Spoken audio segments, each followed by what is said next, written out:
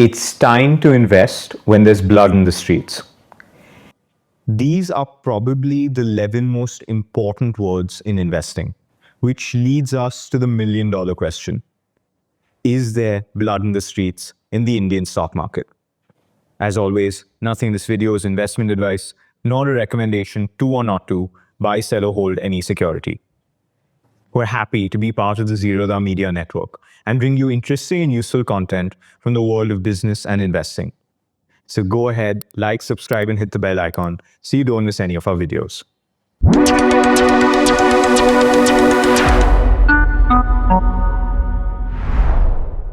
The data paints a fascinating picture.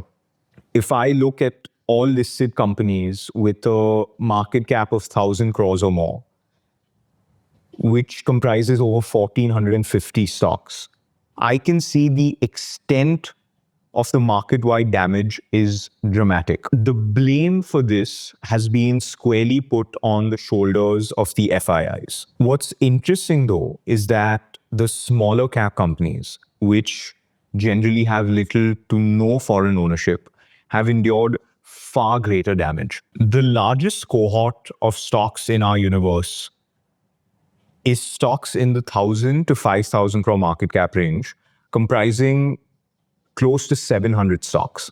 These stocks have lost close to a third of their market cap on average. The next cohort, comprising about 250 stocks in the 5,000 to 10,000 crore market cap range, have lost on average over 28% from their highs.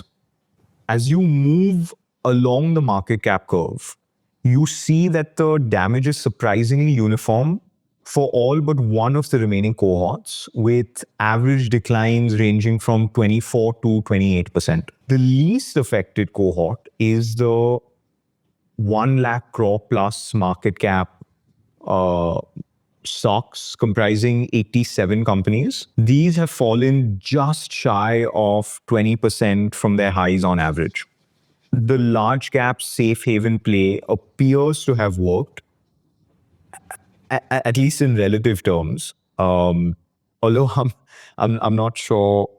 I'm not sure how I feel classifying a 20% decline as a safe haven play.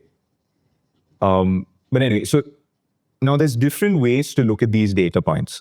The first is to say that the real pain is not stemming from foreign selling, but actually domestic selling, which is more concentrated lower down the market cap curve. If smaller companies are suffering more, it's presumably domestic investors, including retail investors, that have aggressively pushed the exit button. But let's say we really, for some reason, feel the need to blame the foreign investors.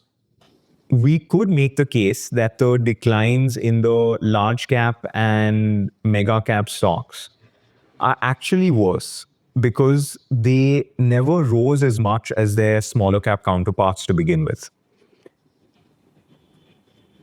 But let's come back to the primary question, which is there blood in the streets as far as the market, as far as the Indian stock market is concerned?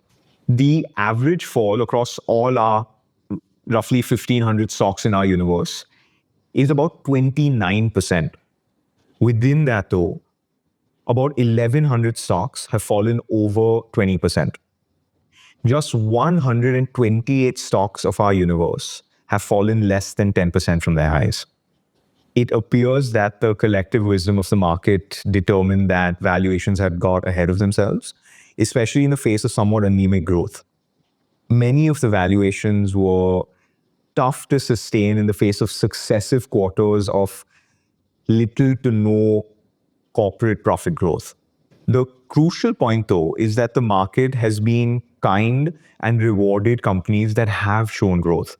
Across the board, companies have been rewarded for positive performance. While many have discussed the challenges facing the umbrella auto sector, for instance, companies like Eicher Motors are effectively at their 52-week high on the back of impressive underlying performance. So the mistake is painting all stocks with the same brush even within the same sector. And that is why, after quite some time, India truly has become a stock picker's market. Interestingly, some of the companies that have held up well in the face of the general market decline are large cap IT and banking names. The four largest private sector banks are down on average about 10%. Of course, it's important to remember that these, particularly HDFC Bank and Kotak Mahindra, have been fairly range bound in recent times. And in the absence of meaningful upwards movement, probably didn't have a long way to go on the downside either. Large cap IT has proved to be the best hiding place in this decline. The 9 largest IT companies have fallen on average just 9%. On the other end of the spectrum, some industries have faced brutal declines. The worst affected are actually the shipping companies. GE Shipping and Shipping Corporation have fallen on average about 45% from their highs. Tiles and sanitary ware companies have faced similar declines, falling on average about 40%. As I said earlier, though, even within industries, it's imperative to distinguish among companies. Take, for example, the agrochem space, which is a sector that has endured multiple challenges in recent times. Certain stocks are near their highs, such as UPL, despite the fact that as a group, these stocks have declined about 30% on average. This is mirrored in most sectors where the divergence in performance among comparable companies is enormous. Looking at this data, it's easy to come to the conclusion that there is, in fact, blood in the streets.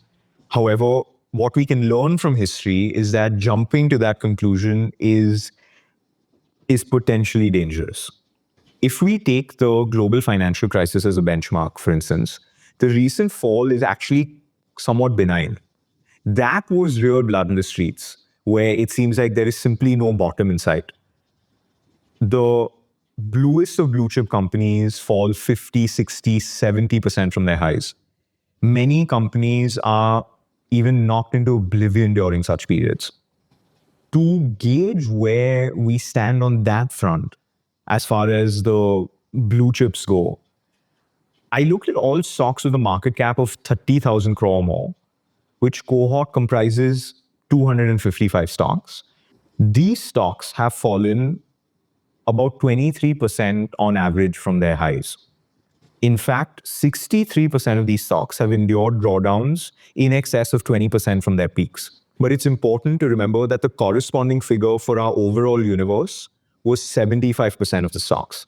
The inverse relationship between market cap and decline still holds even for this subsection of our entire stock universe. And in fact, dividing these 250 companies into 5 cohorts of about 50 companies each actually tells a really interesting story. The average drawdown worsens as you descend down the market cap curve. But in each of the cohorts, there are companies that are at their 52-week highs. But the important question is, have these declines translated into low valuations reflecting pessimism? The simple average of the PE ratios of these 255 stocks is amazingly 61 times, even after a 23% average fall. Of course, that is a consequence of some companies, including, many of the new age tech companies that have astronomical PE ratios. So I would take this figure derived using blind arithmetic with a pinch of salt, of course. The 50 biggest companies, comprising the first sub-cohort, if you like, have average PEs of 44. Among these are DMart with a PE ratio of 92, Titan with a PE ratio of 95, Trent at 150, and Zomato at a cool 330-ish PE ratio. The effect of these, of course, is mitigated by other companies at the other end, such as Tata Motors, ONGC, Coal India, which of course trade at, single-digit PE ratios. But what you see is that a similar trend plays out across all 5 cohorts. So therefore, it seems clear that the more relevant data, rather than average PEs, is actually the median PE. And for these 255 companies, the median PE stands at 41 times earnings. The most reasonably valued cohort is the 50 largest companies with a median PE of 30, which in this market seems quite attractive, actually. Even though you think about it in general investing terms, 30 is it's not the ideal PE to be paying as an entry price. The most expensive cohort, interestingly, is the next 50 with a median PE of 53 times. It's really hard to make the case at these valuations that there is blood in the streets. Undoubtedly, the PE ratios are not helped by recent, unfortunate earnings in recent times. But all said and done, these valuations are a cause for concern, particularly in precarious times like this in terms of geopolitics, but also in some sense, more importantly, because there are multiple alternative markets available at meaningfully cheaper valuations. I must add here, of course, that as always, don't read too much into PE ratios. I use them as shorthand for valuation, but as is undoubtedly the case, the true value requires a much deeper understanding of the underlying business, what the future holds, and so on, rather than a simple value and a simple ratio like the PE ratio. The case could be made that the recent correction is more a case of removing some froth rather than a real serious downturn where there is undervaluation emerging. The most important thing at such a time is to understand and look at the underlying performance of a business. Simply assuming that a stock that has fallen 40% must be cheap is incredibly dangerous. I unfortunately often hear the question, how much more can it fall from here? Never forget that buying a stock that has already fallen 99% can still lead to 100% loss of capital. So in light of all of this, what can we say about our primary question? It appears as though it is tough to make the case that we are seeing blood in the streets, painful as the decline has been. I wish I knew when we hit rock bottom. Maybe we already have, or maybe we have a long way to go. I think it's fairly clear that we had borrowed some returns from the future and the market has taken some of it back. But blood on the streets doesn't look like that as yet. Let me know what you think in the comments. Thanks for watching.